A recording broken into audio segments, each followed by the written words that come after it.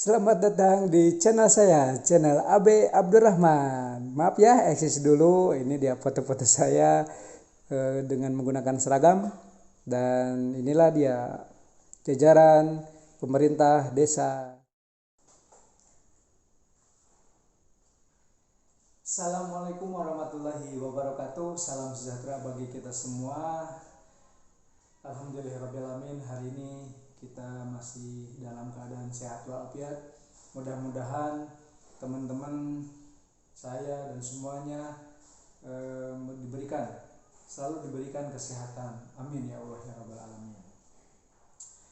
Hari ini saya mendapat tantangan dari beberapa orang yang mempertanyakan tentang pentingnya pendidikan dan kenapa kita harus peduli dengan pendidikan. Nah, lantas mereka menginginkan jawabannya itu dalam bentuk video. Nah, kebetulan di channel ini ada channel YouTube dengan nama AB Abdurrahman. Nah, disinilah saya akan menjawab. Silakan nanti kurang lebihnya boleh dikomentari di kolom komentar.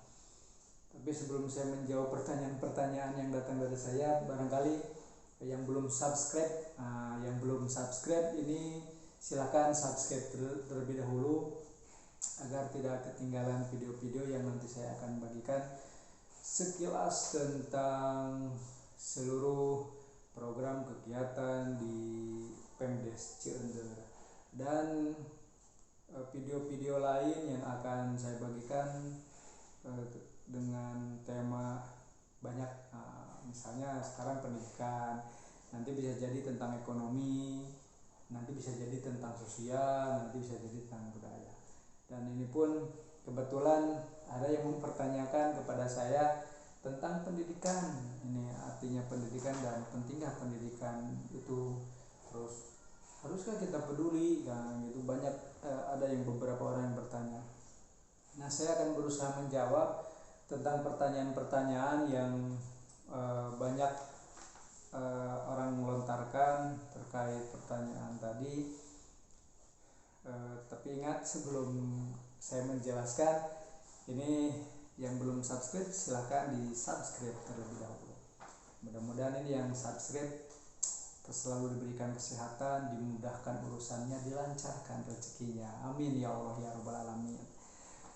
Tapi sebelum membahas tentang artinya pendidikan dan bagaimana kita harus peduli terhadap pendidikan, ini saya memberikan informasi kepada kawan-kawan semua bahwa alhamdulillah Desa Ciender ini dalam lomba desa tingkat kabupaten alhamdulillah mendapatkan hasil yang memuaskan, juara ketiga di tingkat Kabupaten Cianjur. Dan saya ucapkan terima kasih banyak bagi seluruh yang mendukung, yang bekerja keras dan berdoa dalam pelaksanaan, baik dari tahapan mulai dari awal sampai akhir, sampai pengumuman lomba sudah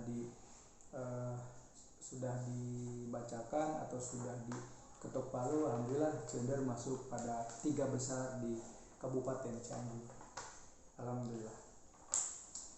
Nah, kembali ke topik. Topik hari ini.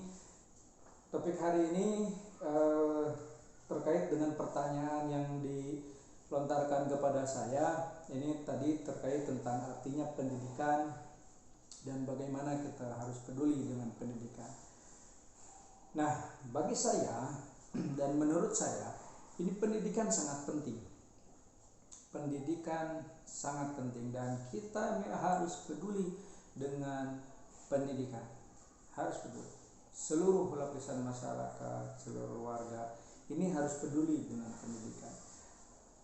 Nah, kemudian di belakang saya ini memang disediakan papan tulis, cuman barangkali kurang jelas papan tulis. Di sini ada tulisan ini yang dilingkari. Tulisan yang dilingkari dan ini ada tulisan-tulisan kecil. Mohon maaf barangkali kurang jelas, nanti dibaca dan nanti saya akan jelaskan. Nah, tentang pendidikan, menurut saya pendidikan ini sebuah sistem atau suatu sistem yang bisa merubah seseorang ke arah yang lebih baik, menuju atau menemukan bakat atau keahlian, sehingga bakat dan keahliannya bisa ditemukan dan dikembangkan. Itu adalah pengertian dari pendidikan menurut saya. Jadi pendidikan itu adalah sebuah sistem. Terus pendidikan menurut saya ini identik dengan kata ini yang sudah dilingkari, kawan-kawan. Identik dengan kata perubahan. Ini dia. Ini ya kata yang dilingkari itu kata perubahan.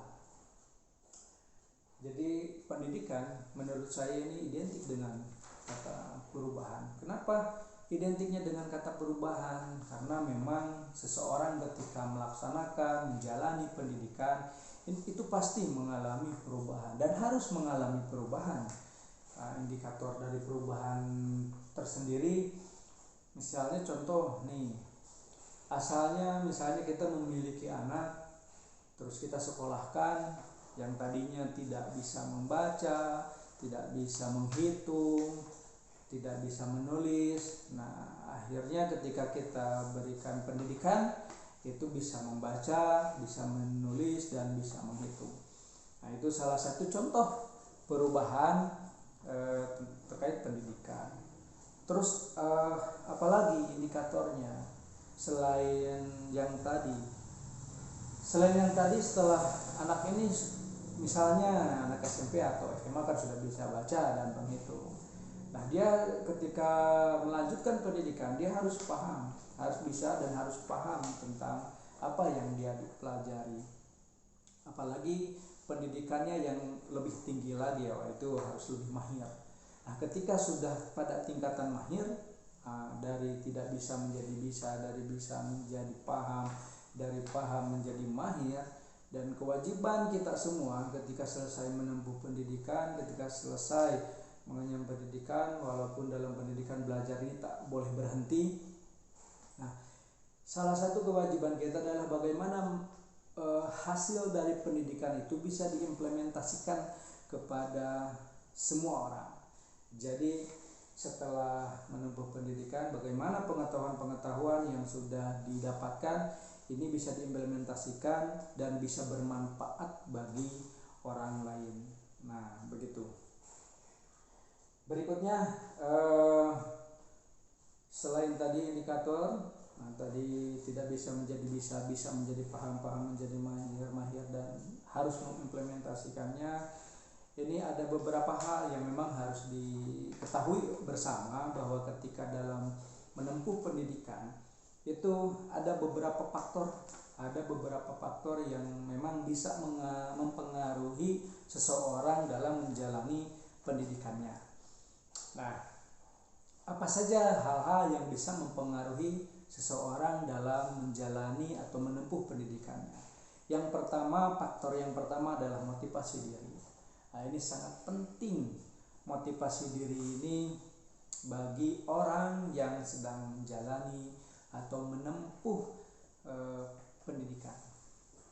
Jadi motivasi dirinya seperti apa dan bagaimana? Ini harus ketemu dulu motivasi diri seseorang ketika seseorang itu menjalani pendidikan. Jadi kalau motivasi dirinya sudah ketahuan dan motivasi dirinya ini sudah berada dalam keyakinan seseorang, itu pasti pendidikan yang tadi sesuai dengan pengertian, sesuai dengan tadi makna dari pendidikan dan perubahan, pasti orang tersebut mengalami perubahan yang baik, perubahan yang lebih baik lagi, bukan perubahan yang buruk ya, tapi perubahan yang lebih baik lagi. Itu motivasi diri. Terus yang ketiga, ini para orang tua juga memang harus memperhatikan anaknya. Jadi faktor yang kedua itu adalah faktor lingkungan, khususnya adalah faktor lingkungan di dalam keluarga. Nah, di dalam keluarga ini sangat-sangat mempengaruhi seseorang ketika menempuh atau menjalani pendidikan.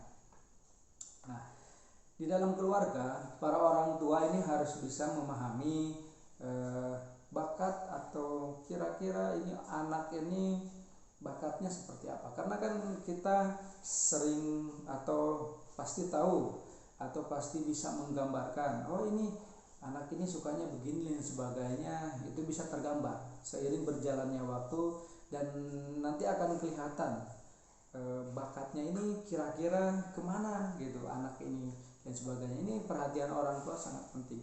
Jadi setelah para orang tua ini memperhatikan anaknya, ini bagian dari bagaimana kita peduli dan sangat penting pendidikan itu. Memperhatikan anaknya, insya Allah anak di kemudian hari ini sesuai dengan bakatnya dan tidak ada tekanan dalam hidupnya.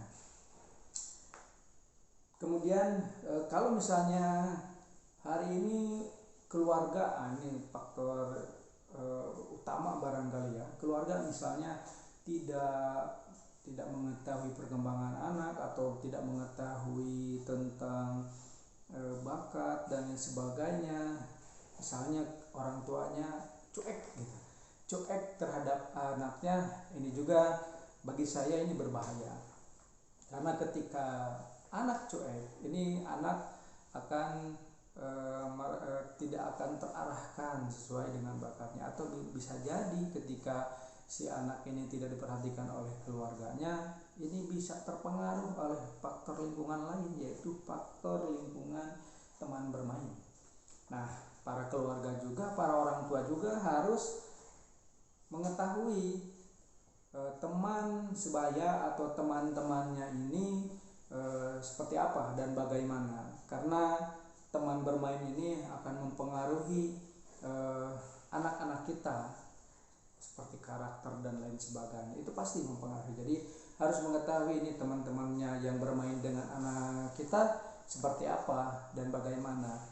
Jadi kita selaku orang tua juga bisa memfilter gitu, hal-hal apa saja yang memang ini harus dibatasi dan lain sebagainya, sehingga tidak terbawa oleh teman-temannya yang memang kurang baik atau dan lain sebagainya.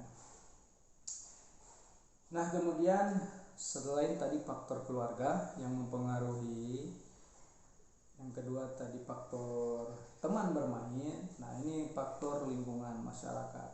Jadi kita juga harus mengetahui ini ketika di lingkungan masyarakat si anak seperti apa dan lain sebagainya. Kalau misalnya katakanlah alasan keluarga bahwa orang tua ini terlalu sibuk dan lain sebagainya, misalnya minimal para orang tua ini menyempatkan waktu 15 sampai dengan 30 menit lah, 15 sampai dengan 30 menit untuk mengajak diskusi atau mengajak ngobrol, istilahnya mengajak si anaknya mempertanyakan bagaimana di sekolah, apa yang dipelajari di sekolah, terus ada nggak yang tidak paham sebagainya. Ini sangat mempengaruhi dalam perkembangan anak. Nah, ini juga bagian dari pendidikan. Jadi kalau misalnya seberapa pentingkah atau seberapa, kenapa kita harus peduli? Nah itulah, kalau misalnya kita tidak peduli, istilahnya tidak peduli anak ini akan menjadi hal yang ya tidak sesuai dengan apa yang kita harapkan gitu. Jadi kan harapan semua orang tua itu dengan sekolah, misalnya dengan sekolah atau lembaga pendidikan itu masih sama tujuannya, bagaimana si anak ini bisa menjadi anak yang cerdas, anak yang soleh atau soleha, dan bisa berbakti kepada orang tua, nusa, bangsa, dan agama. Itu pasti tujuannya sama. Tinggal kita bersama-sama bekerja sama dalam membimbing, mengarahkan anak kita bersama ini supaya ke arah yang lebih baik lagi. Nah, kemudian setelah diketahui tadi bahwa pendidikan tadi penting dan kita memang harus peduli, kalau tidak peduli ini akan menjadi hal yang tidak baik bagi anak-anak kita. Nah, contoh misalnya begini, kalau misalnya kita tidak peduli dengan pendidikan, terbayangkan misalnya dalam satu keluarga, misalnya ada satu keluarga di satu ke-RT-an misalnya ya, di satu KRT-an ada satu keluarga yang memang dia tidak peduli misalnya dengan anaknya, pendidikannya, lingkungannya dan sebagainya. Ini kemungkinan besar si anak bisa menjadi kurang baik begitu.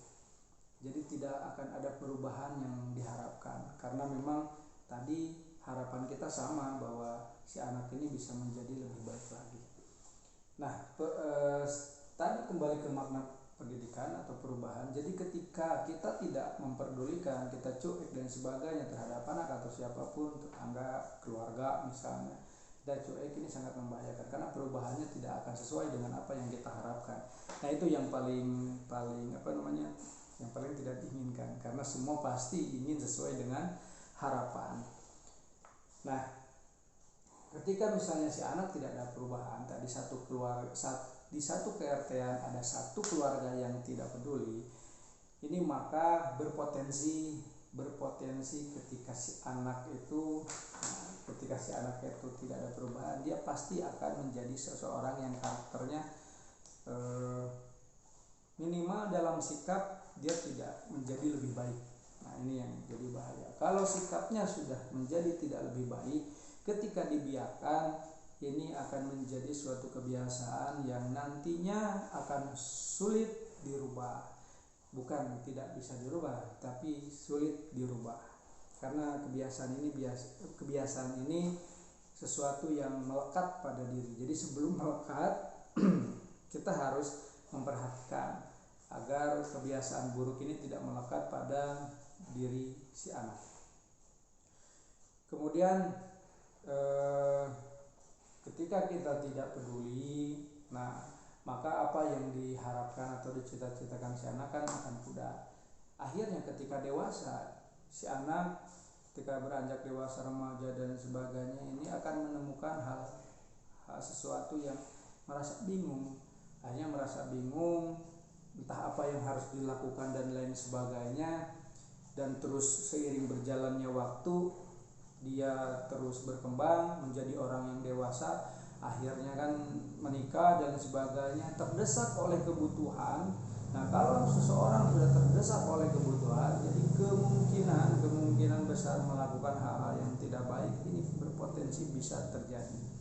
Nah, maka ketika terdesak oleh kebutuhan, tak ada pengetahuan karena pendidikannya misalnya tidak baik atau tidak diperhatikan, nah maka ketika terdesak ini berpotensi menjadi kriminal. Nah, kembali ke yang tadi, misalnya satu RT, di satu KRT-an ada satu keluarga misalnya yang tidak memperhatikan anaknya, berarti berpotensi di satu KRT-an itu akan melahirkan seseorang yang tidak baik. Nah, seseorang yang tidak baik ini proyeksi, bukan hukum pasti gitu ya. Proyeksi, tinggal bagaimana kita terus berikhtiar untuk menjaga anak kita, untuk membimbing anak kita ke arah yang lebih baik gitu. Nah, bisa dibayangkan ketika misalnya kita tidak peduli dengan pendidikan, itu dalam satu KRT, satu keluarga tadi berpotensi menjadi salah seorang yang kurang baik dalam satu KRT. Contoh misalnya di satu desa ada berapa RT ya? Nah, di desa saya misalnya ada 21 RT, berarti ada 21 orang yang berpotensi menjadi anak yang kurang baik. Nah, ini bahaya. Jadi kalau 21 orang ini tidak segera diperbaiki atau misalnya tidak dicegah, ini akan berpotensi bahaya. Kebayang kalau misalnya ini baru satu desa, satu kecamatan. Nah, di kecamatan Warung Kodang ini kurang lebih ada 300 RT, 300 KRT-an. Bayangkan kalau misalnya di 300 KRT-an ada satu keluarga yang tidak peduli pada pendidikan, berarti kemungkinan besar di satu kecamatan itu ada 300 orang. Nah, 300 orang yang berpotensi menjadi orang yang tidak baik di kemudian hari. Itu baru contoh misalnya dalam satu RT, satu keluarga. Kebayang kalau misalnya ada 2 keluarga yang tidak peduli. Kebayang kalau ada 5 sampai dengan 10 keluarga dalam PRT tidak peduli pada pendidikan. Ini sangat bahaya. Dalam satu PRT satu keluarga aja, ketika di satu kecamatan udah 300 orang. 300 orang yang berpotensi menjadi anak yang berpotensi kurang baik gitu. Berpotensi kurang baik. Coba dikalikan 2 berapa? Berarti 600 orang. Kalau dikalikan 5, ini berapa? 5. Kalau misalnya 5 orang kali 300 RT, 5 kakak dan 5 keluarga, tinggal dikali 300 RT berapa? 15. Berarti 1.500 orang. Wow. 1.500 orang di kemudian hari akan lahir orang-orang yang kurang baik. Ini akan mengganggu bagaimana 1.500 orang menjadi orang yang kurang baik. Makanya kenapa kriminalitas hari ini misalnya terus meningkat, atau kriminalitas ini selalu ada gitu. Selalu ada. Kenapa kriminalitas selalu ada? Karena ini adalah sebab dari bagaimana kita ini tidak peduli terhadap pendidikan siapapun, karena kita harus peduli walaupun bukan anak sendiri, kita harus peduli pada pendidikan orang lain. Karena ketika kita tidak peduli, tadi begitu, akan banyak orang di kemudian hari menjadi orang yang kurang baik. Nah, terus bagaimana cara tadi supaya pendidikan ini menimbulkan hasil, yaitu menimbulkan hasil pada anak. Nah, selain faktor yang tadi ya, faktor lingkungan dan motivasi diri pada si anak, maka saya juga menyarankan kepada para orang tua ketika si anak ini ada salah dan misalnya ini anak tidak bisa dan lain sebagainya, itu jangan lantas langsung dimarahi gitu. Jangan langsung dimarahi, karena ini akan menjadi psikologis yang kurang baik terhadap anak. Jadi ketika si anak melakukan kesalahan itu ditanya kenapa dan lihat penyebabnya, itu lebih baik daripada para orang tua itu langsung menghakimi dan langsung menghukum si anak tersebut. Itu menurut saya. Nah, lantas bagaimana pendidikan ini bisa melahirkan tadi ya, bisa melahirkan sesuai dengan harapan. Harapannya itu tadi menemui bakat dan mencapai cita-cita masing-masing orang. Nah, ketika menempuh pendidikan, di dalam pendidikan itu ada namanya belajar mengajar. Belajar mengajar ini merupakan transformasi pengetahuan atau transformasi ilmu, bisa transformasi, lebih tepatnya adalah transformasi pengetahuan. Bagaimana transformasi pengetahuan ini bisa lebih efektif kepada si anak, atau si anak bisa menerima transformasi pengetahuan tersebut lebih baik, itu ada metode-metode atau cara-cara yang memang harus dilakukan. Nah, kebetulan di desa Ciender, di desa kami, mulai dari bulan ini, mudah-mudahan insya Allah kami membuka tempat atau ruang khusus bagi para keluarga. Bagi para keluarga ketika misalnya begini, ketika misalnya seorang tua kewalahan membimbing anaknya, kewalahan mengarahkan anaknya, contoh misalnya, mohon maaf, misalnya si anak ini disekolahkan tapi di sekolahnya bandel dan lain sebagainya, masih belum bisa baca hitung misalnya ya, masih belum bisa baca hitung. Itu kami membuka ruang di desa kami, khususnya untuk warga desa kami, umumnya bagi semua yang mau, ini membuka ruang, silakan bisa didaftarkan ke desa. Nanti kami ada tim pembimbing supaya anak ini terarah dan bisa menjadi anak yang lebih baik lagi, begitu. Karena ketika menangani anak itu berbagai macam karakter, berbagai macam sikap itu. Jadi harus menerapkan beberapa metode, berbagai cara untuk bisa merubah karakter tersebut atau merubah sikap yang tidak baik tentunya. Kalau yang sudah baik itu harus dipertahankan, bahkan harus dikembangkan kalau memiliki sikap yang sudah baik begitu. Nah, tadi setelah saya jelaskan dalam pendidikan, karena ada dalam pendidikan itu ada transformasi pengetahuan. Nah, nanti akan saya jelaskan lebih dalam terkait bagaimana ini transformasi pengetahuan ini si anak ini bisa cepat paham, cepat mengerti, dan misalnya ada sesuatu yang didapatkan dalam pendidikan. Karena tadi indikatornya mudah. Kalau misalnya si anak ketika melaksanakan menempuh pendidikan tidak ada perubahan, berarti belum berhasil. Nah, si keluarga, pihak keluarga ini harus cepat bertindak ketika misalnya si anak tidak ada perubahan, minimal perubahan sikap, keduanya perubahan pengetahuan. Yang mana yang tadi, yang asal tidak bisa menjadi bisa, yang bisa menjadi paham. Nah, itu. Tapi minimalnya lihat sikapnya. Yang kedua, coba tanyakan apa yang dipelajari. Misalnya anak datang nih, misalnya, atau setelah sholat isya, kan kalau si anak setelah datang barangkali capek, harus istirahat, makan dulu. Maghrib, asarnya biasa kan mengaji, terus maghrib juga sama. Setelah isya, setelah selesai, panggil si anak. Ini contoh perlakuan yang direkomendasikan, yang disarankan. Jadi setelah beres dipanggil anak, misalnya Neng, Aa, atau siapa, nama, sebut nama, atau nama panggilan, nama sayang, biasanya nama kesayangan. Nah, kalau misalnya ada nama kesayangan, itu juga sangat boleh digunakan. Nama kesayangannya apa, itu panggil dan tanya, tadi belajar apa di sekolah, itu ketemu dengan siapa, dan lain sebagainya. Itu membuat anak juga meningkatkan memori pada anak.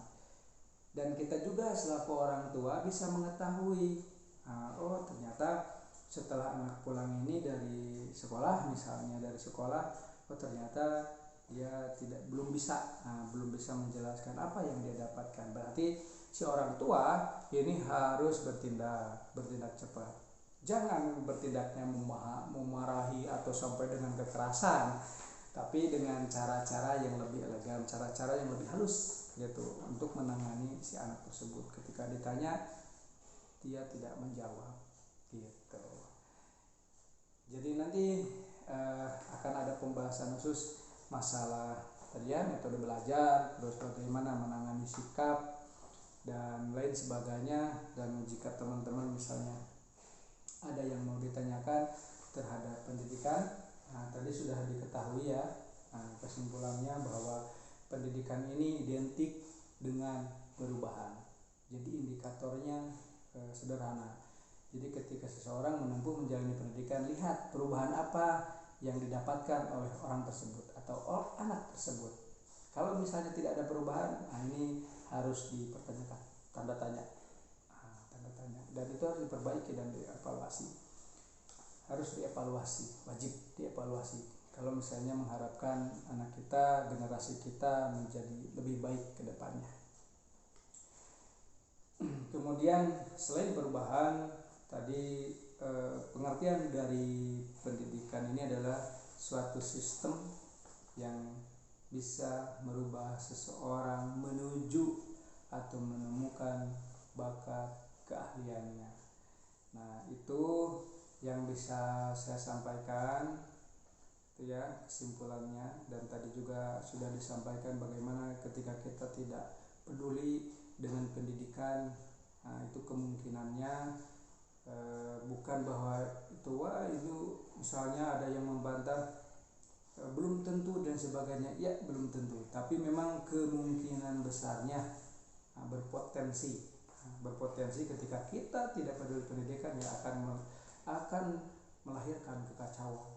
Tadi itu ya, banyak orang yang memang kurang baik, kan akan melahirkan kekacauan sosial. Makanya ketika lahirnya kekacauan sosial, berarti banyak orang yang tidak peduli, khususnya di bidang pendidikan, karena pendidikan ini sistem merubah seseorang menjadi lebih baik menuju bakat dan keahliannya. Itu dia. Itu barangkali yang bisa saya sampaikan. Mohon maaf apabila ada kekurangan atau misalnya salah-salah kata atau salah-salah ucap. Kalau misalnya ada yang hal-hal yang ada atau yang mau ditanyakan, nah itu boleh di kolom komentar atau boleh langsung misalnya sharing diskusi di Desa Ciender. Datang saja langsung ke kantor Desa Ciender. Nah, itu teman-teman, itu kawan-kawan, dan itulah yang bertanya. Kalau misalnya ini yang bertanya sudah melihat video saya masih kurang jelas, silakan tulis di kolom komentar, atau misalnya boleh datang lagi ke kantor desa, itu boleh, sangat boleh. Nanti saya akan mencoba menjelaskan kembali. Begitu teman-teman, terima kasih banyak atas perhatiannya. Sekali lagi mohon maaf apabila ada kata-kata saya yang kurang berkenan atau salah-salah ucap, mohon untuk dimaafkan ya. Nah, mudah-mudahan nanti saya akan bisa berbagi lagi di lain waktu, di lain kesempatan, dan pembahasan yang lain. Tadi juga kan ada beberapa pembahasan yang sudah tunda, nanti ikuti videonya. Sekali lagi, yang belum subscribe silahkan subscribe terlebih dahulu agar tidak ketinggalan video-video saya yang berikutnya. Sekian dan terima kasih banyak. Billahi taufiq wal hidayah. Wassalamualaikum warahmatullahi wabarakatuh. Desa Ciender bisa, pasti bisa, yakin bisa. Bersama kita bisa.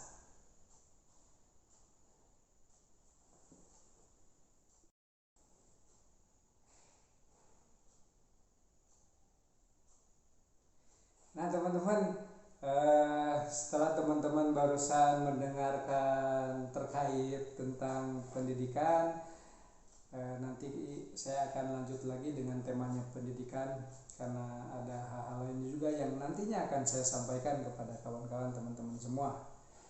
Nah, hari ini juga atau besok barangkali ya, bukan hari ini, besok besok saya akan kedatangan tamu ini.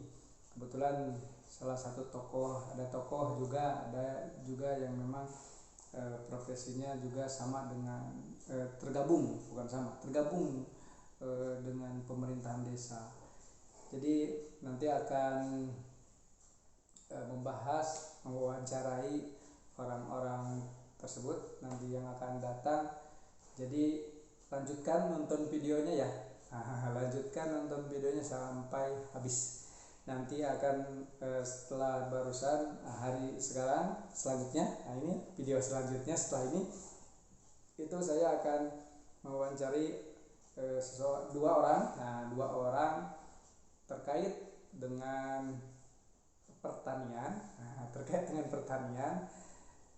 dagang, usaha dagang, dan terkait tentang bagaimana membangun solidaritas di tingkat RT RW. Nah, ini nanti silakan sebentar lagi akan tayang videonya, bisa didengarkan. Mudah-mudahan semua video yang saya bagikan menjadi bahan referensi pengetahuan bagi teman-teman semua, bagi kawan-kawan semua. Begitu ya, selamat menyaksikan dan selamat menonton video berikutnya.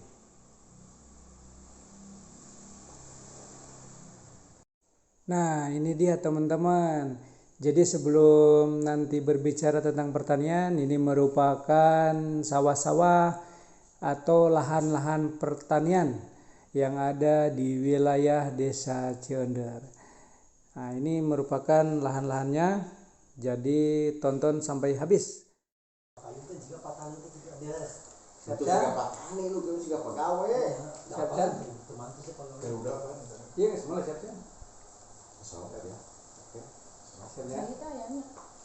Assalamualaikum warahmatullahi wabarakatuh. Salam sejahtera bagi kawan-kawan semua. Bagaimana kabarnya, sehat? Mudah-mudahan selalu sehat. Amin ya Allah ya rabbal alamin. Hari ini saya kedatangan tamu, kedatangan seseorang yang sangat luar biasa. Ini juga salah satu RT di Desa Ciender. Ini akan bercerita banyak tentang pengalaman hidupnya terkait profesi dan lain sebagainya. Mari kita tanya namanya terlebih dahulu. Namanya siapa, Pak? Nama saya teh banyak. Oh, banyak. Iya. Nama saya teh banyak. Kalau dari ibu mungkin Apip Hidayat, itu dari keluarga. Ada juga dari nenek, misalkan Pip Jagger. Itu dari saudara saya dari Inggris. Kalau di Inggris saya tuh dipanggilnya Pip Jagger. Pip Jagger. Iya. Oke, itu kawan-kawan dia namanya banyak, tergantung situasi dan kondisi, jadi situasional namanya. Jadi kadang-kadang Pip Jagger ya, Pip Hidayat dan Pip-Pip yang lain lagi. Ya semacam Pip Guardiola. Itu kalau di Spanyol. Kalau lagi pergi ke Spanyol tuh Pip Guardiola. Kalau lagi ke Las Vegas Pip Tyson. Oh, Pip Tyson. Iya. Itu kawan-kawan namanya luar biasa. Dari namanya juga sudah bermacam-macam. Ini pengalaman juga pasti bermacam-macam. Kita tanya lagi nih masalah kebetulan profesinya selaku petani di Desa Ciender. Kita tanya kiat-kiat ini menjadi petani ini bagaimana agar misalnya hasil tanamnya ini melimpah luar biasa dan sejahtera. Mari kita tanya ini masalah pertanian kepada tadi namanya Pip Jagger. Nah, kalau untuk di pertanian beda lagi. Oh, beda lagi kawan-kawan. Yaitu Apip Hidayat. Jadi kalau dalam pertanian katanya namanya Apip Hidayat. Jadi kalau main bola tadi Pip Guardiola. Oh, Pip Guardiola kalau main bola. Ini kalau pertanian namanya jadi Apip Hidayat. Nah, gimana kiat-kiat supaya pertanian ini bisa melimpah hasilnya? Nah, ini seperti apa? Coba. Ya, pertama-tama mungkin semua juga sudah tahu. Yang namanya pertanian itu otomatis satu itu lahan. Tidak mungkin kan kalau tidak punya lahan bisa bertani. Betul. Logis. Nah, adapun untuk pengerjaannya, apabila saya sudah mempunyai lahan, ya kita yang diutamakan tuh untuk menyemaikan benih. Oh, jadi setelah lahan itu persiapkan benih. Ya, ini persiapan benih yang unggul ini seperti apa? Bagaimana caranya? Biasanya kan ada petani yang suka pakai telur gitu. Dites bahwa benih tersebut bagus, unggul dan lain-lain. Ini kiat-kiatnya bagaimana kalau Mang Apip? Kalau saya mah paling pakai direndam dulu. Direndam. Kan yang tidak ada jeroan itu. Jeroan. Maaf kawan-kawan. Jadi dimaklum saja ya. Kalau tidak ada jeroan kan bisa mengambang, bisa dibuang itu. Otomatis itu kalau disemaikan juga tidak akan tumbuh. Nah itu udah jelas pasti. Jadi kalau yang hapa,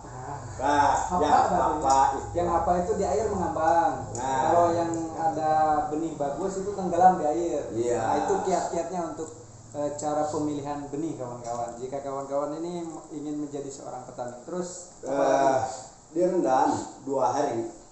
Kalau bisa tuh, kalau saya dicampur sama ini. Sama apa? Sama obat. Obat apa? Obat agar tidak mudah terkena hama. Dari benih juga. Oh, tapi jangan diminum obatnya. Iya. Jangan diminum. Itu direndam pakai obat. Asal jangan diminum aja lah. Ya, pasti. Kalau diminum bahaya berarti. Oh, bahaya itu mah. Setelah direndam pakai obat terus berapa hari? 2 hari. Kadang-kadang 3 hari juga bisa. 3 hari tergantung percepatan ininya tuh bertunasnya. Itu benih. Bertunas. Jadi kalau ini dikasih obat dulu, kiat-kiat Mang Apip ini benihnya itu dikasih obat, tapi obatnya kita nggak bisa menyebutkan di sini. Nanti bisa ditanya langsung ke Mang Apip. Kalau main saja ke Desa Ciender, tanya Mang Apip, Pak RT. Nah itu bisa langsung ketemu kalau mau menanyakan masalah obatnya obat apa. Nah itu ya. Terus selanjutnya bagaimana Mafid? Ya setelah disemaikan, kita sambil nunggu tumbuhnya itu benih padi antara 20 hari sampai antara 20 hari lah maksimalnya tuh. Kita proses lahan untuk bercocok tanam tadi sawahnya. Ya kita balikin dulu jagatnya. Ini salah, bukan dibalikin jagat, tapi dibalikin sawahnya kan gimana? Jadi kita cangkul dulu. Cangkul dulu. Kalau nyangkul tuh kan gini. Langsung dibalikin kan. Nah. Itu kan berarti tanah nggak balik sama aja dengan ngebalikin jagat. Oh iya. Nah, Bisa. istilah di Sunda memerenang mopokan. Oh, mopokan. Nah, Ini mopokan istilah Sunda. setelah selesai mopokan tadi, baru kita traktor. Zaman ayeuna lamun baheula mengagaru. Magaru kuning mah nya. Ayeuna mah traktor zamannya. Pakai traktor modern, lebih modern. Nah, gitu. Setelah itu baru yang lainnya seperti ngararata. Sesudah ngararata udah benih 20 hari baru kita menyiapkan untuk menanam. Tandur ya. Tanah mundur gitu ya. Nah, gitu. Bukan tanju, tanah maju. Justru sekarang mah terbalik, Pak. Oh, terbalik. Sekarang mah harus pakai istilahnya tuh ukuran garisan. Yang tidak pakai ukuran garisan pada mundur, Pak. Kalau pakai garisan mah maju. Saya juga kurang paham kok kawan. Itu garisan maju kumaha itu. Kan petakan sawah tuh kan satu petak misalkan ya. Kan sekarang suka dipakai garisan, sat, udah dibikin garisannya juga udah dibikin. Nah kalau kita nyuruh sama petani sama yang kuli, Bu, tadur di saya, digaris enggak? Enggak, saya bilang mundur dia. Kalau digaris enggak? Digaris, maju dia. Sebab apa, Pak? Kalau tandur enggak digaris, kalau maju itu susah in jaraknya. Tapi kalau mundur mah untuk jarak tuh dilihat dari yang sudah ditanam. Lebih mudah lah. Maksud saya bukan mundur dia tidak mau. Jadi cara tanamnya itu sambil mundur kalau nggak digaris mah. Kalau digaris mah maju sebab udah ada itunya apa tuh tempat bertanamnya. Mantap. Terus setelah itu perawatan, setelah ditanam, tandur, perawatannya seperti apa? Ya, selajimnya sebiasa aja. Biasa-biasa aja. Ini jangan biasa aja, harus luar biasa karena hasilnya kan yang harus melimpah. Ada itu juga. Misalkan ada trik-trik untuk bagaimana nih? Trik-trik untuk ini apa tuh pengen lebih unggul misalkan atau pengen lebih berlimpah. Kita cari misalkan pupuk, penyubur ini. Cuman yang saya tuh sekarang mah saya sudah tidak lagi kena ini tuh istilahnya jaram. Dulu mah kalau ke sawah Pak suka ada jaram. Jaram tuh kalau bentol berarti. gatal-gatal. Jadi pakai obat itu. Ada Pak palakiahnya. Kalau pengen kita tidak terkena jaram. Misalkan gini, waktu mau ini mah pengalaman aja. Kalau pengen enggak kena jaram, kita ambil batang singkong, tancepin. Sambil nancepin, jaram naik, aing turun. Nah gitu. Oh ya itu pun kita jalan naiknya karena suku. Jadi anggar loh sejarah. Oh jadi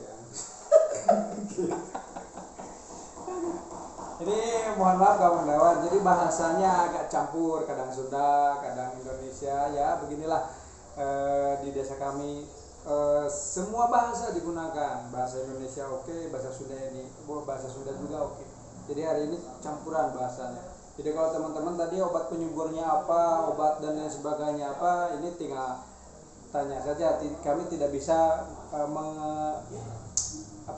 tidak bisa mengatakannya dalam video ini. Jadi itu mah sifatnya rahasia kalau obat-obat mah. Jadi kalau misalnya mau tahu obat-obatannya, ini tinggal datang ke Desa Ciander dan temui Mang Apip. Nah, terus setelah proses pengelolaan, perawatan ini terus apa yang dilakukan? Berapa lama masa dari mulai masa tanam sampai dengan panen? Ini kita tanya. Untuk sekarang tuh banyak benih-benih, banyak padi-padi itu enggak jadi padi itu enggak sama maksudnya enggak sama usia. Oh, enggak sama usia. Ada yang 90 hari. 90 hari, ada yang 100 hari sampai ke tanam, ada juga lebih daripada 100 hari. Kenapa bisa begitu? Kenapa bisa begitu? Kalau masalah itu mah mungkin saya juga tidak tahu, hanya Tuhan yang tahu. Tuhan yang tahu. Kenapa gitu? Misalkan padi yang jenis ini mah usianya 40 hari, 40 hari, 4 bulan misalkan. Yang ini mah 3 bulan. Jadi tergantung jenis benih padi.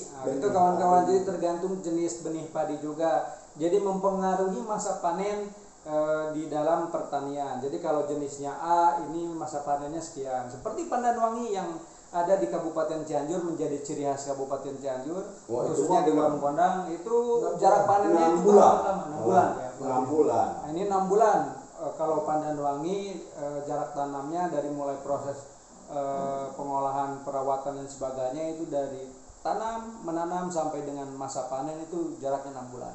Tapi kalau jenis-jenis yang lain ini bervariatif, tergantung jenis apa, benih apa yang digunakan oleh teman-teman atau kawan-kawan. Nah, terus selanjutnya. Cuman maaf aja, dalam hal ini saya tidak bisa menyebutkan pakai pupuk apa atau pakai obat apa ya. Sebab nanti disangka kan iklan gitu. Ya, kalau pengen tahu mas silakan aja. Datang langsung ke Desa Ciander, temui Mang Apip. Kalau misalnya teman-teman mau ini bagaimana pertanian di Mang Apip ini berjalan baik. Nah, itu. Nah, malah mah yang musim kemarin itu punya orang mah sampai ke 2 kali tanam, Pak. 2 kali tanam. Kenapa 2 kali tanam? Waktu itu ada hama sampai ke mati semua, termasuk punya saya. Termasuk punya saya. Padinya mati semua. Bukan kepunyaan tangan. Termasuk tanaman saya. Paling dari satu ini teh cuman tumbuh 1. Tapi yang lain mah diganti lagi, dibangunin lagi. Kalau saya mah enggak, karena saya punya rahasia sendiri, yaitu dari pupuk tadi, dari obat tadi. Alhamdulillah sampai ke tetangga juga agak bengong lah. Kok bisa bagus lagi gitu. Itu dia. Kalau di Mang Apip sendiri, kalau yang lain ini kena hama dan sebagainya, ini Mang Apip punya kiat-kiat ini bagaimana bisa menjauhi atau menghindari hama tersebut sehingga tidak merubah hasil panennya. Ini luar biasa. Cuman kita nggak bisa menyebutkan nama-nama obatnya, pupuknya dan lain-lainnya karena memang dalam video ini, karena memang kita tidak bisa menyebutkan hal tersebut. Jadi silakan nanti main langsung ke Desa Ciander, temui Mang Apip. Terus apa lagi Mang Apip? Kalau sudah begitu, karena ada juga masa tanamnya yang 1 tahun itu ada yang 4 kali, ada yang 3 kali, Ada yang 2 kali, ada yang 1 kali. Ada nggak yang 1 kali? Kalau yang 1 kali mah perasaan tidak ada, kecuali kita tanamnya di lahannya yang kalau ada hujan bisa bertanam, kalau nggak ada hujan mungkin enggak, mungkin itu bisa. Rata-rata 3 kali ya. Rata-rata 3 kali berarti 1 tahun itu rata-rata 3 kali masa panen dalam pertanian. Tapi kembali lagi tadi, itu pun tergantung jenis benih yang digunakan oleh kawan-kawan, oleh teman-teman. Jadi jenis benih itu mempengaruhi berapa kali masa tanam yang bisa kita dapatkan, hasil yang kita dapatkan itu.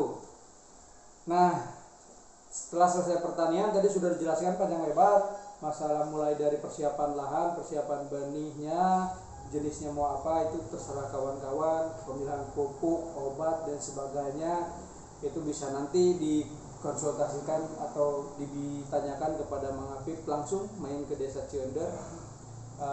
Sampai dengan hasilnya tadi sudah dikatakan, dan 1 tahun itu 3 kali panen. 1 tahun itu 3 kali panen. Nah, ini luar biasa. Mudah-mudahan petani di Ciender khususnya ini semakin baik, semakin maju. Saya pun selaku kepala desa ini mendorong supaya pertanian itu tumbuh subur, para petani itu sejahtera dengan program-program yang akan digulirkan oleh pemerintahan desa Ciender. Nah, selain itu di sisi lain Mang Apip juga selain petani, dia juga menjadi seorang pengusaha, pedagang. Pedagang apa? Nah, nanti kita tanyakan langsung kepada Mang Apipnya, dan kiat-kiat menjadi seorang pedagang ini harus seperti apa, persiapan mental dan sebagainya, kita tanyakan langsung kepada Mang Apip.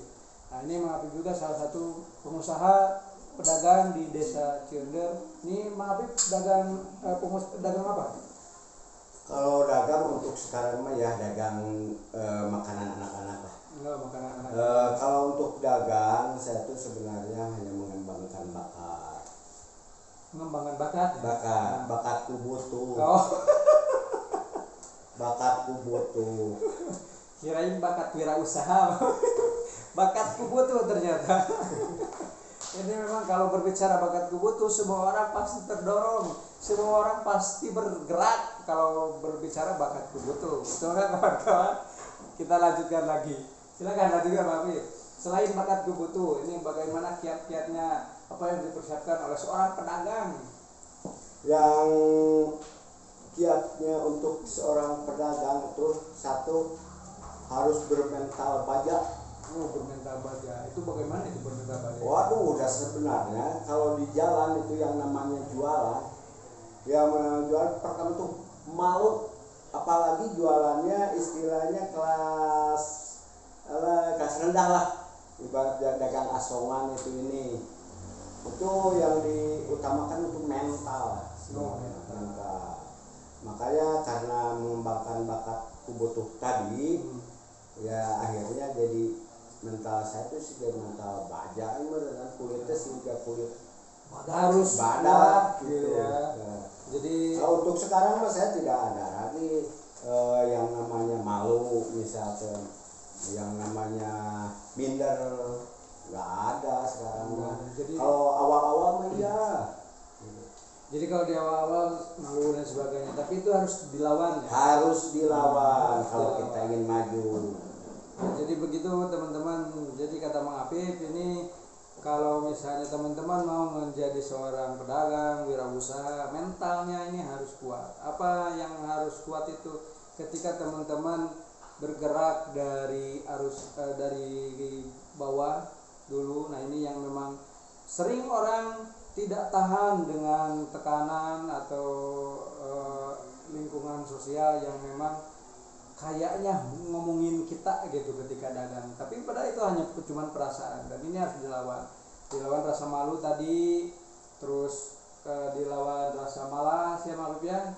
Ketika pertama kali pasti ya, rasa malas atau rasa malu ini agak sulit hilang, tapi dengan kebiasaan itu pasti hilang. Jadi teman-teman bisa jadi pengusaha pedagang yang bisa sukses. Bahkan dulu pengalaman saya jualan Mungkin berdagang itu di sekarang di sekitar wilayah kita ya, di khususnya di Kabupaten Cianjur. Kalau dulu mah saya merantau di Bandung. Oh, di Bandung. Dapat 30 tahun. Nah, apalagi di kota begitu mah, waduh tantangannya. Sampai pernah saya diusir. Pernah diusir.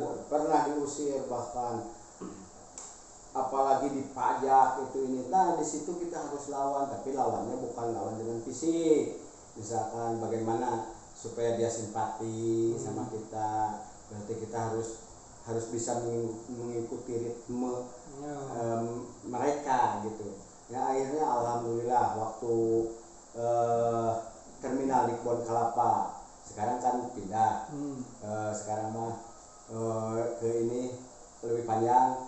Dulu di terminal Kebon Kelapa saya jualan, terus di depan Masjid Agung itu ada Parahyangan Plaza, King Shopping Center. Saya masuk jualan di sekitar situ, antara Jalan Dalam Kaum Kapatihan. Itu wah tantangannya Pak, bukan main loh. Tapi kita tuh ya harus ulet aja lah. Harus ulet, satu. Kedua, jangan mudah menyerah. Nah, itu aja. Ulet, jangan mudah menyerah. Terus apa lagi? Jangan mudah menyerah, harus ulet, terus berinovasi, harus berinovasi berarti ya. Ya. Nah, dulu sebenarnya dulu kalau saya tidak ini mah pertama ada cincau di Cup itu saya dulu yang memulai. Sekarang cincau sudah di Cup hampir semua ke kampung-kampung juga. Sudah di Cup. Sudah di Cup. Jelas. Terus jadi kita tuh jangan udah itu aja. Bagaimana caranya kalau pengen kita tuh ada kreatif.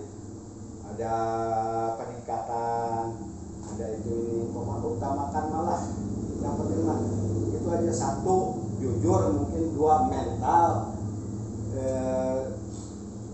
tiga harus kreatif, tangguh, ulet, itu aja kalau untuk pedagang mah. Kalau sekarang mah di kampung itu jualan tuh sambil bertani. Kalau kita udah lagi di sawah aja dulu fokus, nanti udah beres di sawah kan. Kalau di sawah mah kalau udah sampai tandur ya kita tenang sambil menunggu nanti istilah Sunda mah ngaramet merenang. Istilah Sunda mah ngaramet, sambil nungguan ngaramet kita jualan gitu. Ada waktunya lah kalau di sawah. Jadi itu pertanian berjalan, dagang pun berjalan. Nah, jadi gitu. harus bisa membagi waktu. Nah, itu teman-teman kiat-kiatnya tadi, menjadi seorang pedagang itu harus ulet, harus tangguh, kreatif, berinovasi, dan memiliki proyeksi ke depan ini akan seperti apa. Itu adalah kiat-kiatnya. Nah, tadi juga pertanian sudah, usaha juga sudah. Barangkali ada yang mau disampaikan lagi, Bang Afif, pada pemirsa di YouTube? Ya, pada pemirsa yang kebetulan menonton video ini, apalagi orang-orang yang sekelas kita itu ya, bisa dikatakan kita itu menengah ke bawah gitu. Jangan mudah menyerah dengan keadaan. Kita harus lawan segala macam tantangan, itu harus lawan. Kalau kita pengen berjalan terus hidup, harus punya semangat hidup gitu aja. Harus percaya, harus yakin bahwa di setiap manusia tuh udah diatur rezeki. Memang iya, tapi rezeki adanya di mana kita tidak tahu. Tapi kita harus meraih rezeki itu dengan cara-cara yang halal lah istilahnya, tidak melanggar aturan agama dan dari agama. Itu aja utamakan. Kita harus apalagi kalau yang nama jualan, yang berjualan atau petani itu ini harus lebih dekat lagi kepada Tuhan. Nah, itu. Nah, itulah pesan-pesan dari Mang Apip. Mudah-mudahan ada pengetahuan yang bisa diambil oleh teman-teman, menambah referensi dan lain sebagainya. Mohon maaf dari kami bila ada kata-kata yang kurang berkenan atau kata-kata yang salah ucap, mohon untuk dimaafkan. Ini sebagai referensi pengetahuan tentang pertanian dan kiat-kiat cara berdagang ala Mang Apip gitu. Kalau teman-teman bagaimana nih? Silakan berbagi kisah juga, berbagi cerita juga, nanti bisa datang ke Desa Ciender. Berbagi itu indah, bersama kita bisa Ciender lebih makmur dan religius. Billahi taufiq wal hidayah. Wassalamualaikum warahmatullahi wabarakatuh. Waalaikumsalam warahmatullahi wabarakatuh. Nah, terima kasih teman-teman semuanya yang sudah menonton video pertanian tayangan wawancara saya dengan salah satu seorang petani dan pedagang dan RT juga di desa kami. Dan inilah foto-foto.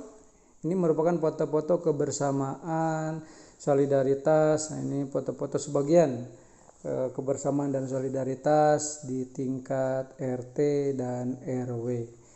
Jadi selanjutnya setelah tayangan barusan itu menjelaskan tentang bagaimana membangun solidaritas di tingkat RT dan RW.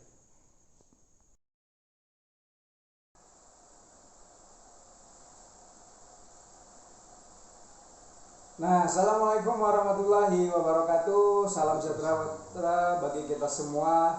Ini nyambung dari video yang barusan tadi dengan seorang yang memiliki usaha di bidang perdagangan dan pertanian yang bernama tadi Pak Apip Hidayat namanya. Nah, sekarang saya kedatangan tamu lagi. Nanti kita tanyakan nama, alamat dan sebagainya. Ini adalah Ketua Forum RT RW di Desa Ciender. Nah, bersama kita bisa. Kita langsung tanya saja kepada beliau. Ini adalah Ketua Forum RT RW, siapa namanya dan lain sebagainya, aktivitasnya bagaimana dan lain-lain. Nah, mari kita tanyakan. Silakan memperkenalkan diri dulu, Pak. Assalamualaikum warahmatullahi wabarakatuh. Nama saya Ayub Burhanuddin. Saya berdomisili di RT 01 RW 01 Desa Ciender, Kampung Ciender, Kecamatan Dorong Kondang, Kabupaten Cianjur, yang mana saya juga menjabat sebagai Ketua RT 01 RW 01 Desa Ciender. Selain itu juga saya sebagai Ketua Forum RW RT di Desa Ciender. Ini teman-teman, ini adalah Ketua Forum RW RT. Nanti kita akan bertanya kepada Pak Ketua. Nah, ini biasanya saya panggil Pak Ketua kepada beliau. Ini kita tanya kepada Pak Ketua, bagaimana cara membangun solidaritas nih bagi para RT RW nih, jika ada teman-teman kawan-kawan yang menjabat juga menjadi RT RW di wilayahnya masing-masing. Nah, kita tanya nih karena memang membangun solidaritas RT RW ini memang luar biasa sulit gitu. Cuman alhamdulillah ini berkat Pak Ketua, solidaritas RT RW di desa kami semakin membaik, semakin terbangun kebersamaannya. Mari kita tanyakan hal-hal apa saja yang harus kita kerjakan untuk membangun solidaritas di RT RW Desa Ciender. Mudah-mudahan ini menjadi referensi teman-teman juga yang menjabat menjadi RT RW di wilayahnya masing-masing. Mari kita dengarkan hal-hal apa saja yang harus dikerjakan untuk membangun solidaritas di RT RW. Silakan Pak Ketua. Untuk membangun solidaritas, yang mana di antara ruang lingkup forum RW RT yang ada di desa kami, Desa Ciender tercinta, tentunya itu bukan hal yang mudah, juga bukan hal yang sulit pula. Tergantung itikat kita yang pertama. Itikat kita sejauh mana kita sebagai ketua RT atau RW ada keinginan memang mengabdi terhadap desa tersebut, terhadap kampung kita, untuk membangun, untuk memang ikut andil dalam mensejahterakan, walaupun kita jabatan RT RW itu yang paling bawah, yang paling memang paling bersentuhan dengan masyarakat, tapi mudah-mudahan dengan modal ikhlas itu juga, dengan modal pengabdian itu menjadi salah satu ladang amal ibadah untuk kita juga sebagai RT RW. Yang pertama itu. Yang kedua, saya berbicara kapasitas sebagai ketua forum. Memang nggak mudah juga untuk membangun solidaritas di kalangan kita para ketua RT RW yang ada di Desa Ciender, karena kita memang terlahir dengan berbeda karakteristik kita, latar belakang kita, juga dengan lingkungan RT kita tentunya itu akan salah satu menjadi kendala juga untuk membangun solidaritas. Tapi kembali ke tadi, bahwasanya dengan modal kita pengabdian, kita ikhlas, gak ada sesuatu yang gak mungkin. Intinya kita setiap saat harus dibangun silaturahmi di kalangan para RT RW. Itu yang terpenting itu. Kita sering bertemu, kita saling berdiskusi, kita saling evaluasi. Dari sana kita bisa tahu bagaimana permasalahan-permasalahan di kalangan RT RW tersebut. Nah, bukan tanpa masalah juga bukan tanpa rintangan. Tentu yang namanya masalah dan rintangan itu memang banyak sekali. Tapi dengan modal kebersamaan, juga dengan moto kita Desa Ciender Tercinta itu, bersama kita bisa, alhamdulillah, dengan seringnya silaturahmi kita bisa membangun solidaritas yang mantap untuk Desa Ciender, membangun Desa Ciender. Apalagi semenjak Bapak juga menjabat jadi kepala Desa Ciender, ada sesuatu hal yang memang perubahan sudah tentu. Tapi saya ini udah 10 tahun menjabat sebagai ketua RT, 3 kali kepala desa. Cuman di saat sekarang ini, pemerintahan ini, kedekatan kita, kebersamaan kita antara kepala desa, aparatur desa, juga di kalangan RT RW itu terasa seperti keluarga besar. Betul-betul seperti keluarga besar. Fasilitas-fasilitas juga untuk menjalin silaturahmi dengan Bapak mengadakan inisiatif malam Senin, acara syahriah agamaan yang diisi, ada tausiahnya juga, ada zikir bersamanya juga. Nah, itu sebagai ajang silaturahim kami di antara RT RW. Dengan seringnya kita bertemu, dengan seringnya kita berdiskusi, tentu itu salah satu modal juga untuk membangun solidaritas di kalangan kami ketua RT dan RW. Itu Pak mungkin secara garis besarnya. Oke, luar biasa sekali kawan-kawan. Ini adalah kiat-kiat bagaimana membangun solidaritas di tingkat RT RW. Nah, tadi dijelaskan bahwa yang pertama kita harus niatkan ikhlas, bahwa ini adalah pengabdian kita selaku RT RW kepada masyarakat, itu modal utama. Cuman persoalan kemudian bagaimana cara konsep pengabdian dan lain sebagainya, konsep ikhlas ini seperti apa. Nah, ini nanti silahkan bisa datang langsung ke Desa Ciender, bagaimana konsep ikhlas dan konsep pengabdian itu seperti apa dan sebagainya. Atau nanti di tayangan-tayangan berikutnya kami akan membahas secara khusus bagaimana konsep ikhlas dan pengabdian ini dibangun. Nah, kebetulan memang Pak Ketua ini selain Ketua Forum, selain Ketua RT juga, beliau ini salah satu guru ngaji di Desa Ciender, Kecamatan Warpona. Nah, kita akan tanya nih bagaimana nih pengalaman beliau menjadi seorang guru ngaji anak-anak ya, Pak, anak-anak. Kita akan tanya pengalamannya ini bagaimana ceritanya dan bagaimana pengalamannya menjadi seorang guru ngaji. Kita persilakan kepada. Untuk pengalaman sebagai guru ngaji itu sendiri tak jauh beda sebetulnya. Karena saya pribadi sebagai ketua RT juga sebagai guru ngaji, khusus dalam ranah guru ngaji itu yang sebenarnya juga bukan basic, dulunya juga seorang ustadz. Tapi dengan modal lillahi ta'ala, kita pernah belajar di pondok-pondok pesantren, kita belajar ke ustadz-ustadz kiai-kiai yang lain juga, alhamdulillah menjadikan satu pengalaman.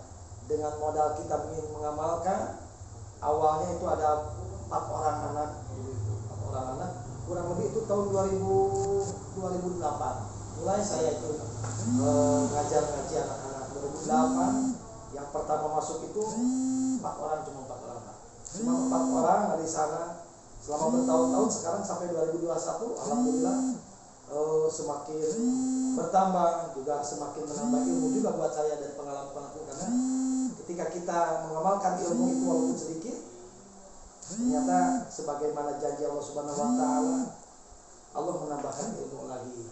Nah, lama sekali pengalaman ngajar ngaji memang dengan berbagai permasalahan juga, permasalahan banyaklah, baik itu orang tua, dari orang tuanya, anak-anaknya udah jelas, tapi ada sensasi tersendiri Pak. Buat saya sendiri ada sensasi sendiri ketika saya mengajar ngaji anak-anak dengan berbagai karakteristik, dengan berbagai latar belakang orang tuanya, pendidikan pribadi dari keluarganya beda-beda, datang ke satu ruang lingkup pengajian yang kebetulan saya ngajar. Wah, itu memang hebat sekali. Memang ada rasa tersendiri, ada rasa sensasi tersendiri ketika kita mengajar anak tetangga, anak keluarga juga, anak teman-teman kita juga, lingkungan keluarga kita, lingkungan kampung kita yang asalnya nggak bisa ngaji, dengan modal ikhlas lillahi ta'ala, terus sampai dia bisa belajar membaca Al-Quran, itu memang suatu kebanggaan. Mungkin untuk semua guru ngaji juga, guru-guru pengajar seperti itu. Jadi memang keberhasilan seorang pendidik itu diukur ketika dilihat anak didiknya sejauh mana pandai mengaji. Itu Pak, kurang lebih. Mantap, luar biasa pengalamannya, keren penjelasannya. Ini mudah-mudahan menjadi motivasi juga bagi guru-guru ngaji dimanapun guru ngaji ini berada. Tetap semangat dan tetap untuk menjalankan kegiatan mengabdi, memberikan pengetahuan-pengetahuan tentang bagaimana cara membaca Al-Quran dan lain sebagainya. Mudah-mudahan kami doakan seluruh guru ngaji, khususnya ini Pak Ketua, mudah-mudahan yang dipanjangkan umurnya, ilmunya bermanfaat, dimudahkan segala urusannya dan dilimpahkan rezekinya. Amin ya Allah ya Rabbal Alamin. Nah, itu barangkali teman-teman tadi sudah dikupas tuntas. Yang pertama tadi solidaritas, membangun solidaritas. Yang pertama kita harus rajin silaturahmi. Nah, bikin satu event, bikin satu kegiatan yang bisa mengajak silaturahmi semua. Yang kedua tadi ditanamkan rasa pengabdian. Ini cara menanamkan. Bagaimana cara menanamkannya, menularkannya ke RT yang lain? Nanti bisa kita share, diskusi langsung. Teman-teman bisa datang langsung ke desa kami, desa Ciwender, dan kita share, kita ngobrol bagaimana metodenya, cara menularkan rasa pengabdian ini, semangat silaturahmi dan lain sebagainya kepada RT lain, sehingga terbangunnya solidaritas di RT RW masing-masing desa. Nah, itu merupakan kiat-kiatnya. Kemudian tadi ketika berbicara pengalaman Pak Ketua juga sebagai guru ngaji, ini luar biasa, modal ikhlas juga, ibadah, dan ada rasa tersendiri, rasa yang beda dari yang lain ketika kita mengajarkan anak yang memangnya awalnya tidak bisa menjadi bisa. Itu sungguh luar biasa, dan ini amalannya mudah-mudahan terus mengalir menjadi nilai-nilai ibadah kepada beliau dan umumnya kepada guru-guru ngaji semua. Itu yakin pasti nilai ibadahnya akan terus mengalir ketika anak tersebut membacakan ayat-ayat suci Al-Quran. Demikian dari kami. Mohon maaf apabila ada kata-kata yang kurang berkenan, kata-kata yang salah ucap dan lain sebagainya, mohon untuk dimaafkan. Billahi taufiq wal hidayah. Wassalamualaikum warahmatullahi wabarakatuh. Ciwender bisa, bersama kita bisa.